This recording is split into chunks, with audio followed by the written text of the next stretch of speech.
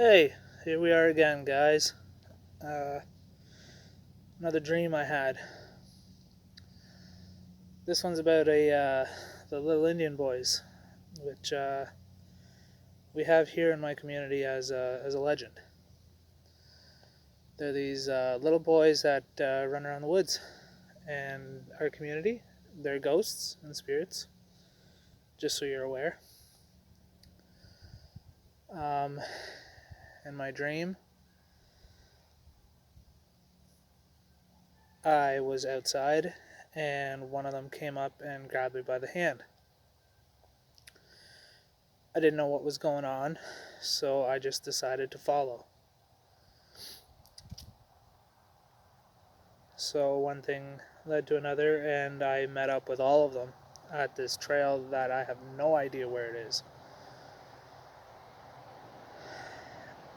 And we kept walking down this trail, and it just seemed to have been getting smaller and smaller and smaller until finally it was just literally a path like this. I was looking through the bush and I seen this house starting to form. I seen the peak over top of the trees in the clearing. And as I got closer and closer, I realized that this was a pretty big house. And I got up to the doorway and I was like, whoa, this is a mansion. I seen what looked like a greenhouse beside it. I didn't know if it was attached or if it was separated from the house. And so I entered this house, only to realize that the house was abandoned, completely abandoned. Like, there was moss growing on the furniture, and there was grass starting to grow on the carpets. I believe there was mold through the house as well, but it's a dream.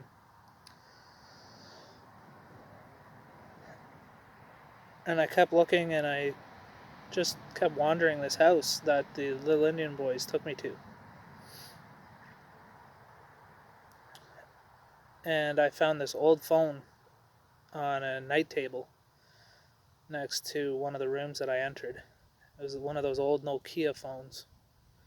You know, the ones that don't break. And there was one contact in it, and it was Emily Witten.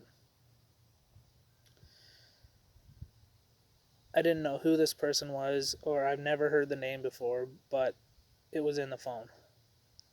So curiosity killed the cat, and I texted, and I got a response. So I was texting this person, whoever this person was, and I got curious. I said, well, where are you? And I got a response, and the person said, behind you, walking. I turned around, and there was no one there. No one. I was walking down this moss-filled hallway where it looked like mushrooms were growing out of the walls. I mean, you couldn't even see out the windows. They were blackened with dust. Some of them were smashed open, probably by weather, I don't know. And so I kept exploring this house, and I came across this door, and I opened it, and I was like, wow, this is where the greenhouse is. And so I was walking around there. I looked up, there were holes in the greenhouse ceiling. Some of the walls were torn, likely by birds. There were trees growing in there. And there's a whole ecosystem inside this little greenhouse, even a pond. and there were tables lined up on one side where it looked like people were trying to grow stuff. And so I went over into the corner and I got curious again. I said to this person that I was texting, this Emily Witten, I asked if I could see her again. And she said, yeah, sure. So I looked up and I seen this white fog pass me, no more than 3 or 4 feet in front of me. It was like you could see the whole fog. You couldn't see through it. And I got a little nervous. I started shaking a little bit. And I looked down at the phone again. And I was hesitant on asking if I seen, and she had already messaged me saying, did you see me? Did you see me then? So shaky as I was, I messaged back. I said, barely. And as soon as I dropped the phone and looked up and my eyes kind of adjusted to the darkness, there this girl stood in front of me, holding her head in her frickin' arm like this, like a basketball. And I looked down at her and you could see the blood dripping from her neck. You could see everything, the blood starting to pour down her. And she looked me in the face and said that she was wrongfully beheaded. And I asked why, and she said that she had speculations on her that she was a witch. And as soon as she said that, I literally got flung all the way back to where I started. And I woke up.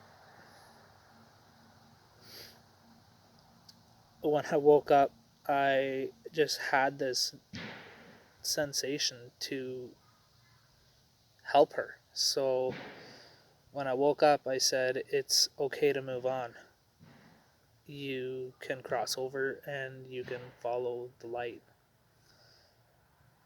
And after that, I just kind of went back to sleep. So there's another crazy dream that I've had, guys. You know,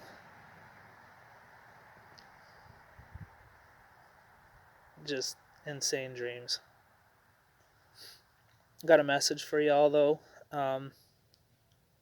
It's easy to forget that you have to do what you have to do what you want to do.